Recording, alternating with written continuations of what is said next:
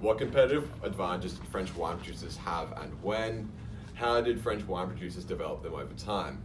So, France's competitive advantage when producing and selling wine is assured by its heritage and prestige, being recognised as one of the oldest and most traditional wine producers in the world.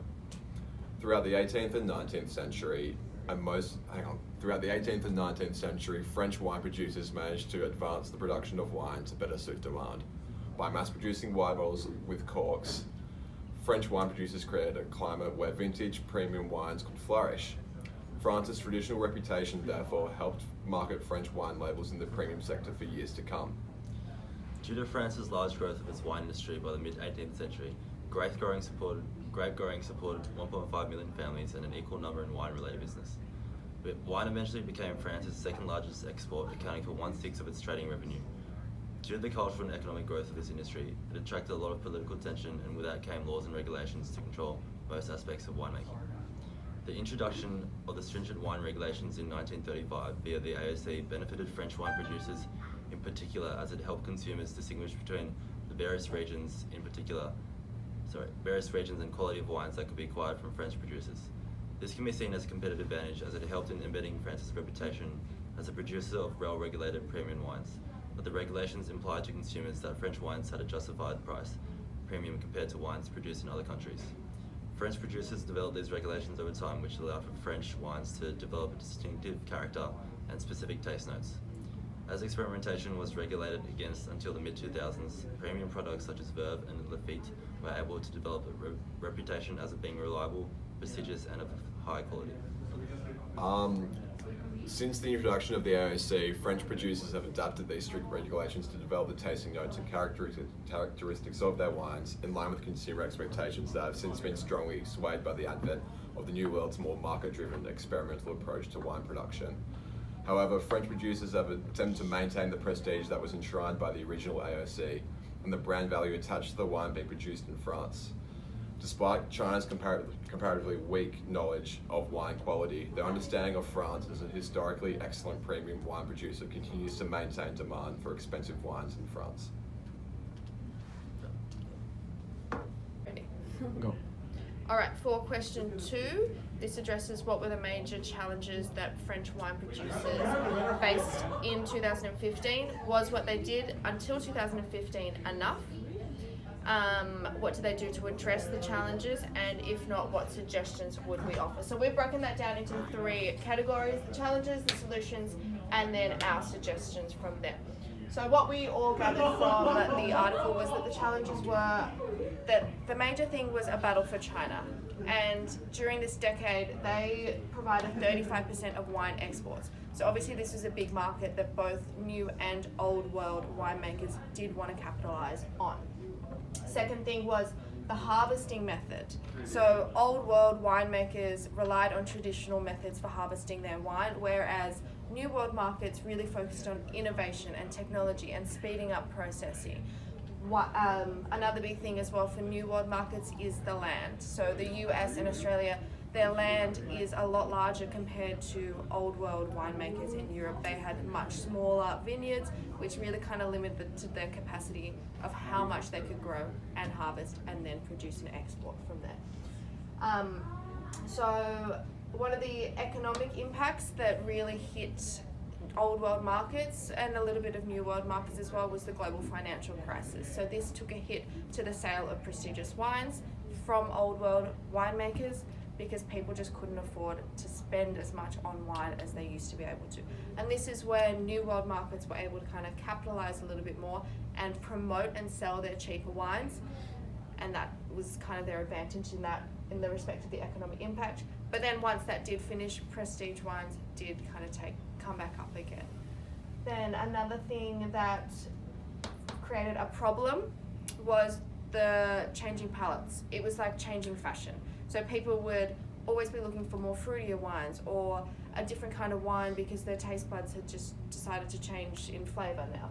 So the thing that New World winemakers were able to do is that they could harvest quicker. They could then use their technologies to produce wine much quicker and adapt to the volatility of the changing market and their changing demands whereas old world markets, because they still did adopt the traditional harvesting methods, it was a lot slower. So therefore bottling the wines and then exporting them took a lot longer.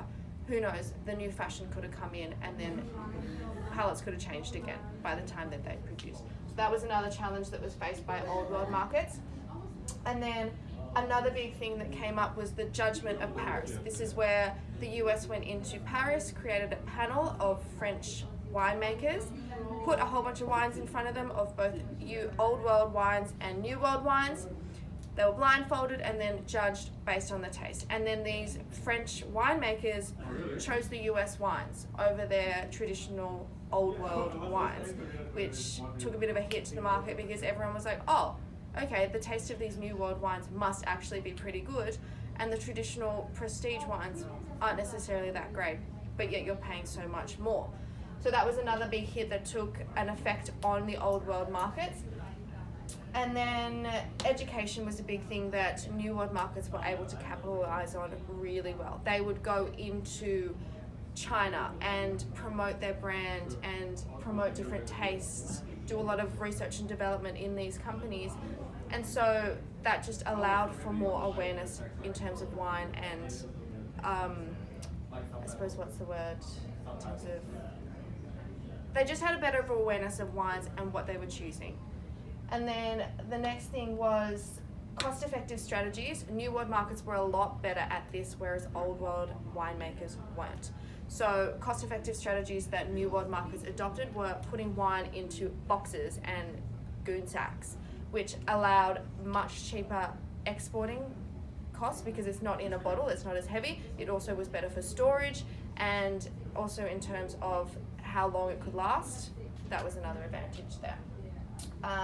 And then New World winemakers also came up with a bit of issue because they were labeling wines under French names like champagne and whatnot. So laws had to become in place to make sure that these were relabeled in new winemaker industries to different names. And then what I did touch on before is that New World winemakers were better at research and development and going into markets because they had a better awareness of their industry. French wine producers addressed these challenges associated with the rise of the New World wine industry through various approaches. In 2008, the French industry launched a 5-year industry modernisation plan to boost competitiveness in hopes of keeping tradition in place while steering the sector towards mass production. The reform was fully implemented in 2012 with a new French classification system, and the AOC was renamed to the AOP. The next classification level is now called the IGP, and previously strict regulations were now more lenient.